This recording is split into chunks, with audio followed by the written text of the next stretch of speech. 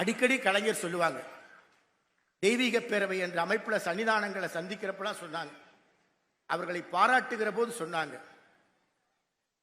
மகா சன்னிதானங்களை பற்றி பாராட்டுகிற போது, தன்னை பாராட்டுகிற போது கலைஞர் சொல்லுவாங்க, நான் கடவுள் ஏற்றுக்கொள்கிறேனோ இல்லையோ, நான் கடவுளை ஏற்றுக்கொள்கின்றேனோ இல்லையோ, கடவுள் ஏற்றுக்கொள்ளத்தக்க வகையில் நான் செயல்படுகின்றேனா என்பதுதான் முக்கியம்.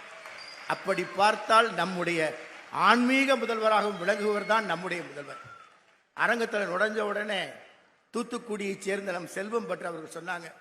அவர்கள் சொல்வதுதான் உண்மையான சான்றிதழ். ஏராளமான கோவில் திருப்பணிகள் நடைபெற்றுக் கொண்டிருக்கிறது. தருமை ஆதீனம் இந்த மேடையிலே அதற்கான மிகச்சிறந்த பாராட்டை வழங்கினார்கள். இதுதான் உண்மை.